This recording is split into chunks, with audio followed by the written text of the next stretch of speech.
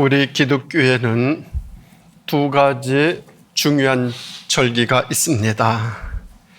모든 절기가 다 중요하지만 대표적인 절기, 하나는 대강절이고 하나는 사순절입니다.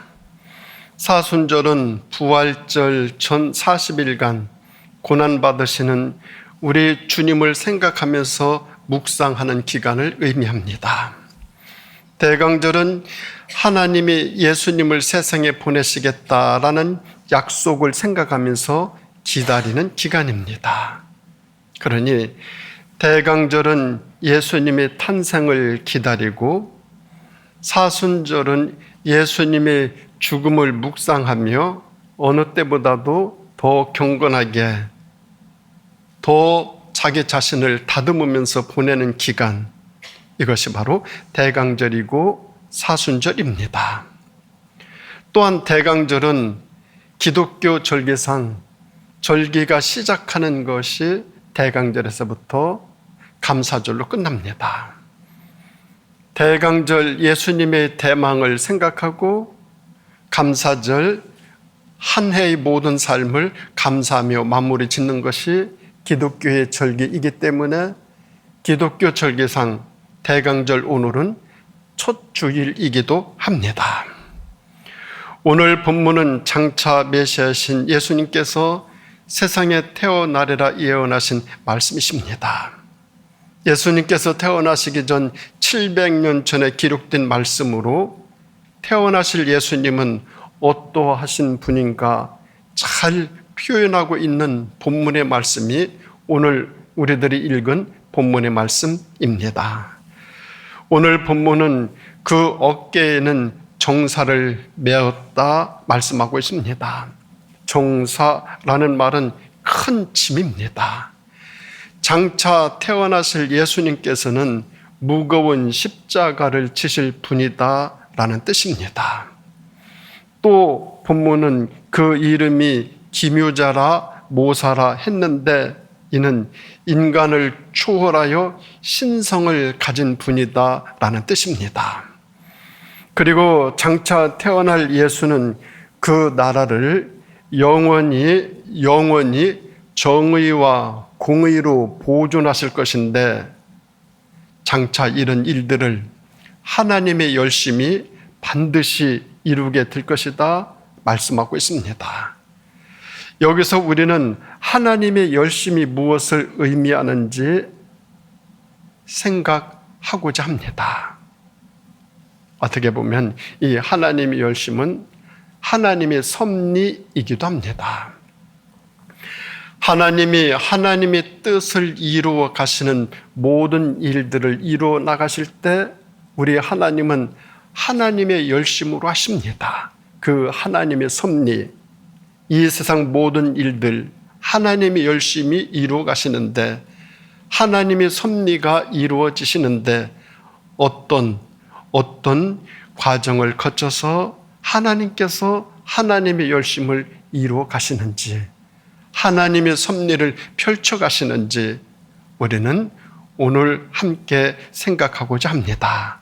첫째는 하나님은 질서의 하나님이십니다. 하나님은 하나님의 섭리와 하나님의 열심을 이루어 가실 때 질서대로 하십니다. 질서대로. 그래서 우리 하나님은 질서를 지극히 존중히 여기십니다. 화합을 소중히 여기시고 조화를 이루시는 하나님이시기에 그 모든 것들을 받쳐주는 질서, 하나님은 이것을 가장 우선시 하십니다. 천지 창조하실 때도 하나님은 질서를 지키셨어요. 이 질서가 한 번이라도 어긋났으면 천지 창조가 이루어질 수 없었어요. 천지 창조의 순서가 하나님의 질서입니다. 그러므로 질서는 하나님이 우리에게 가장 우선적으로 요구하시는 것입니다. 왜냐? 질서는 너를 인정하고 너를 배려하는 법이기 때문에 그렇습니다. 오늘 이 세상을 보면은 너를 배려하는 이 부분 빈약합니다. 그것도 아주 빈약합니다. 그래서 이 세상이 질서가 문란합니다. 왜 그런가 하면은 이 세상을 보면은 질서의 하나님의 뜻을 어깁니다. 무시합니다. 거역합니다. 하나님께서 이러한 질서대로 하라 하시는데 사람들은 그것을 어기고 무시하고 거역합니다. 구약에는 많은 법들이 있어요. 그 법들은 모든 질서를 원하시는 하나님의 요구로 만들어진 것들입니다. 법은 나를 보호하기도 하지만 너를 배려하고 너를 보호하기 위해서 만들어진 것들입니다. 너를 보호하는 법이 무시될 때 가장 먼저 누가 손해를 보느냐? 약한 사람들이 손해를 봅니다. 가장 약한 사람들, 하나님께서는 성경에서 과부와 고아를 강조하고 있어요. 그래서 하나님께서는 나는 과부의 하나님이시고 고아의 하나님이시다 말씀하고 계십니다. 구약시대 성경에서 가장 약자의 상징을 과부와 고아로 명명하고 있기 때문에 그렇습니다. 하나님, 이 고아와 과부를 아프게 하고 무시하고 함부로 하고 그렇게 하면 하나님이 어떻게 하시느냐? 반드시 심판하겠다 했어요. 과부와 고아의 눈에서 눈물을 흘리게 한 사람, 그 사람은 하나님께서 그냥 놔두지 않겠다 하셨어요. 왜 그런가 하면은 하나님은 지극히 상식의 하나님이시고 약자의 하나님이십니다. 이 세상에서 가장 좋은 법과 제도와 생각과 삶은 상식의 법입니다. 이 상식이 있는 곳에 조화가 있고 존중이 있습니다. 이것을 누가 또 받들어 주느냐? 질서가 또 받들어 줍니다. 상식이 결여된 곳에는 말도 안 되는 일들이 발생합니다. 온갖 부조리들, 차별, 무질서 난무합니다. 그리고 억지가 판칩니다. 어거지를 씁니다. 힘 있는 사람이, 높은 사람이, 많이 가진 사람이 자기 마음대로, 자기 뜻대로 합니다. 계속 힘 있는 줄 알고, 계속 강한 줄 알고, 계속 높은 줄 알고 자기 마음대로 합니다. 나중에 엄청 부끄럽게 됩니다. 하나님은 우리에게 이 상식이 있는 삶을 요구하시고 질서 있는 신앙을 요구하시고 관계를 요구하십니다. 그 이유는 하나님은 질서의 하나님이십니다. 우리 하나님은 이 세상을 질서로 하나님의 열심을 이루어 가십니다. 우리 하나님의 섭리는 질서로 하나님의 섭리를 이루어 가신다라는 말입니다. 그런가 하면 두 번째로 우리 하나님의 열심은 무엇으로 그 열심을 이루어 가시는가 하면은 영적인 것으로 이루어 가십니다. 왜냐? 우리 하나님은 영적인 하나님이십니다. 하나님은 상식과 질서도 존중하고 강조하시지만 동시에 하나님은 초월의 하나님이셔요. 치료의 하나님이셔요. 회복의 하나님이시고 구원의 하나님이셔요. 하나님은 소극적인 질서나 상식만 요구하시지 아니하시고 때로는 적극적으로 병든 자를 고치십니다. 죄인들의 죄를 씻어주십니다. 죽은 자를 살려주십니다. 그리고 죽을 자를 구원하여 주시기도 하십니다. 그리고 하나님은 우리의 영혼이 거듭나도록 함께하여 주십니다.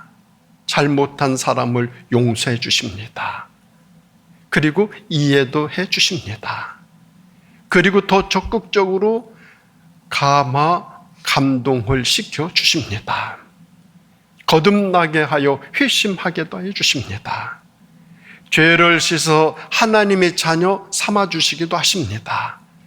살아가는 삶의 차례를 천국으로 만들어 주시기도 하시는 우리 하나님이십니다.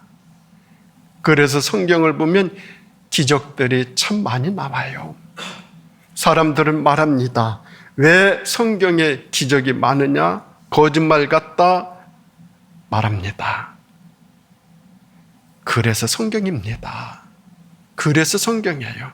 왜냐하면 하나님은 영적인 하나님이시기에 성경에는 기적이 많이 등장합니다. 우리 하나님은 때로 상식이나 이론이나 지식을 초월하셔서 살리기도 하시고 죽이기도 하시고 고치시기도 하시고 치료하여 주시기도 하십니다. 우리 하나님, 이 세상을 인간의 지식, 인간의 지혜로만 이루어 가시는 하나님이 아니십니다. 하나님은 때로 영적인 것으로 인간의 이성을 초월하고 인간이 생각하는 모든 것들을 뛰어넘어 이 세상을 다스려 가십니다. 하나님의 섭리를 이루어 가십니다. 하나님의 열심을 아주 적극적으로 이루어 가시는 우리 하나님이십니다. 무엇으로? 영적으로 말입니다. 그런가 하면 우리 하나님은 어떠하신 분인가 하면 심판의 하나님이셔요. 하나님은 사랑의 하나님, 용서의 하나님이셔요. 얼마나 용서하시는가? 무한정이십니다. 하나님의 용서의 모습을 탕자의 비유를 통해서 우리에게 알려주고 있습니다. 탕자의 비유에서 문을 열어놓고 한없이 기다리시는 아버지의 모습, 하나님의 모습이십니다. 아들이 돌아왔을 때 맨발로 뛰어나가 아들을 맞이하는 아버지의 모습, 우리 하나님의 모습이십니다. 그런데 문제는 매번 용서만 하시는 하나님이 절대 아니시다라는 것입니다. 탕자가 아버지가 문을 열어놓은 그 기간에 돌아왔으니까 용서하신 것이지, 문을 닫았을 때 아들이 돌아왔다 그랬으면 어떠하셨을까 생각해 보셨습니까? 시간이 지난 후에, 기간이 지난 후에 그때 와서 문을 두드려도 문을 열어주셨을까 한번 생각해 보셔요. 절대 아닙니다. 그때는 이렇게 말씀하십니다. 나는 너를 모른다. 나는 너를 모른다. 열 처녀 비유를 통해서 말씀해 주고 있어요. 열 처녀들이 밤새워 신랑을 기다렸어요. 5 처녀는 등에 기름이 떨어졌어요. 기름을 준비하지 못했어요. 기름을 사러 간 사이에 신랑이 왔어요. 그리고 문이 굳게 닫혔어요. 기름을 넣고 다시 돌아온 5 처녀, 굳게 잠긴 문을 열어달라고 간절히 요구했어요. 열어주셨습니까? 아니에요. 어떻게 대답하셨어요?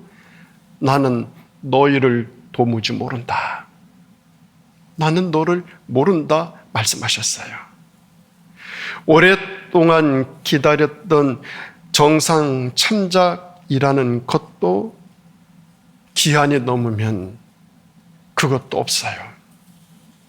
그 처녀들은 많은 시간을 기다린 사람들이었고 기름을 사러 갔다 온 노력하고 애쓴 그런 사람들이었어요. 그런데도 그들에게 돌아온 대답은 나는 너희를 모른다. 단호한 대답뿐이었어요. 이것이 바로 하나님의 심판이에요. 이것이 심판이에요. 하나님, 용서만 하시는 하나님이 치료하시고 고치시고 회복시키고 살리시는 하나님만이 절대 아니라는 거예요. 때로는 고치시기도 하시지만 병 들게도 하여요. 때로는 회복시켜 주기도 하지만 악화시키기도 하셔요. 때로는 살리기도 하시지만 때로는 죽이기도 하셔요. 하나님이 바벨탑을 쌓는 곳에 강림하셨어요. 이렇게 보니까 의도가 불순해요. 그래서 하나님은 순간 아주 높이 쌓아 올린 바벨탑을 산산이 부서뜨리고 말아요. 벽돌 하나에 하나도 겹치지 아니하도록 깡그리 부셨어요. 소돔성 너무너무 타락했어요. 그래서 불로 그 도시를 심판하였는데 모든 것들을 다 태워버렸어요. 노아 시대 사람들이 너무 타락했어요. 그 모습을 보시고 하나님은 물로 세상을 싹 쓸어버리셨어요. 물속에 잠겨져 모든 것들이 다 잠기고 말았어요. 그리고 또 약속하셨어요. 장차 이 세상이 또 그렇게 타락하면 이번에는 불로 또 심판하겠다, 이렇게 말씀하셨어요. 그런데 이 약속은 아직도 유효해요. 아직도 유효해요. 보고 계셔요. 하나님이 이 세상이 하나님의 섭리대로 하나님의 열심에 거역하면은 하나님은 이 세상을 불로 심판하겠다 하셨는데 그건 아직 유효해요. 하나님은 무섭게 심판하시는 심판의 하나님이셔요. 하나님은 용서의 하나님이시고 사랑의 하나님이시지만 그러나 때로 시간이 다 되면 반드시 심판도 하시는 하나님이셔요. 심판하시되 어떻게? 무섭게 심판하셔요. 아주 무섭게 심판하셔요. 사울 왕을 심판하시는 것 보셔요. 아합 왕을 심판하는 것 보셔요. 이사벨을 심판하는 것 보면은 용서 하나도 없어요. 어떻게 심판하시나? 그 가문을 싹 다 죽여버려요. 멸문주화시켜버려요. 아무도 없어요. 그렇다고 하나님 당장 심판만 하시는 하나님 절대 아니셔요. 하나님은 우리의 인격을 믿으셔요. 그래서 어떻게 하셔요? 하나님 기다리셔요. 기다리셔요. 지금도 기다리셔요. 하나님은 우리에게 기다리는 그 동안 우리에게 주신 것이 있어요. 그게 무엇이냐? 자유예요. 이 자유를 무한정 주셨어요. 우리에게 선을 행할 자유도 주셨어요. 악을 행할 자유도 주셨어요. 우리에게 하나님을 경외할 자유도 주셨고 하나님을 멀리 떠날 자유도 주셨어요. 동시에 하나님은 우리에게 묻는 것이 있어요. 그것이 무엇이냐? 책임이에요. 자유에는 그러므로 반드시 책임이 동반되어집니다. 하나님은 우리에게 무한정 자유를 주셨지만 하나님은 우리에게 그 자유를 행사한 책임도 물으셔요. 그런데 그 책임 당장 묻지 아니하셔요. 기다리셔요. 많이 기다리셔요. 엄청나게 기다리셔요. 무한정 기다리셔요. 지금도 기다리셔요. 그런데 그 기다림이 언젠가는 끝날 때가 있어요. 다섯 처녀 비유에서 보면은 그 기다림이 마침표가 있어요. 그때는 나는 너 모르는데 하셔요. 오늘 우리들이 죄를 짓는다고 당장 심판하고 벼락을 내리치지는 않으셔요. 기다리셔요. 참으셔요.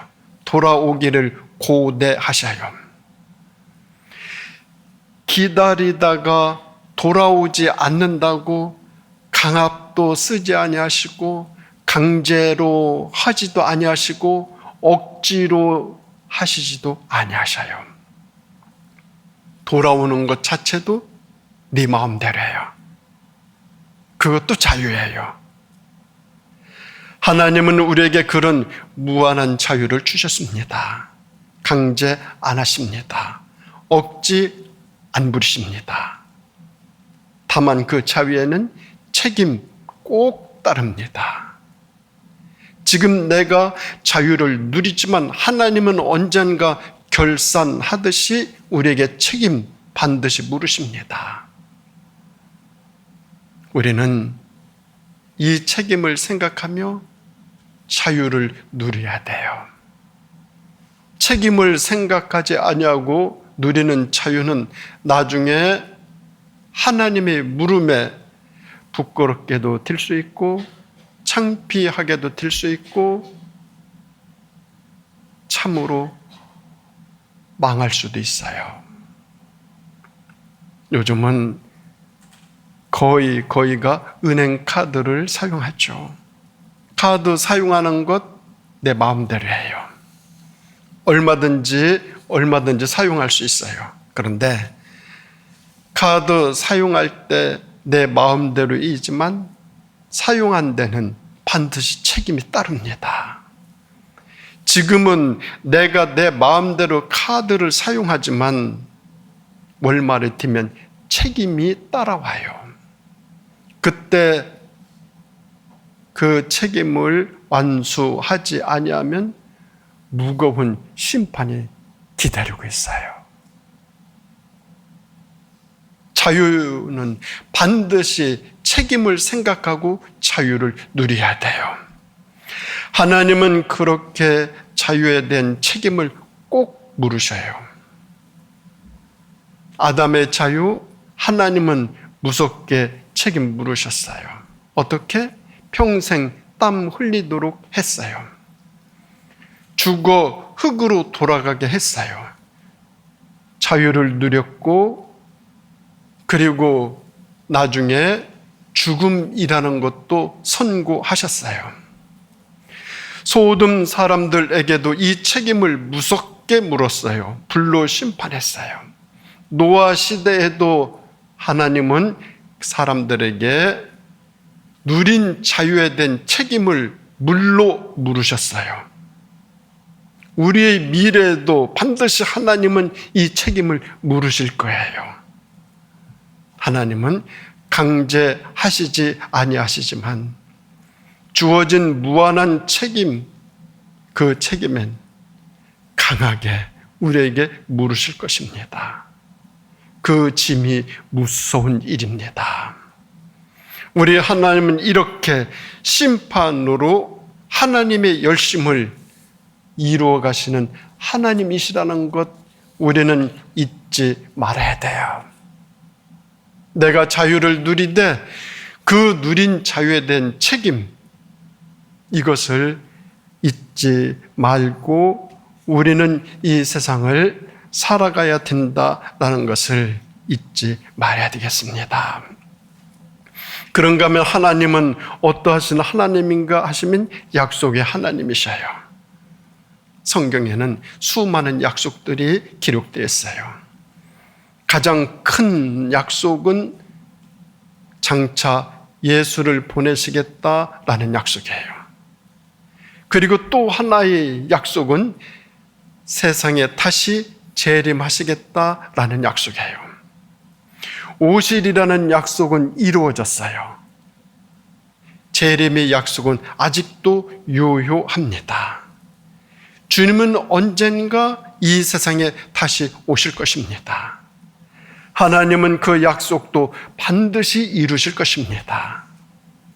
오늘 본문은 하나님은 장차 세상에 예수를 보내실 계획을 세우십니다.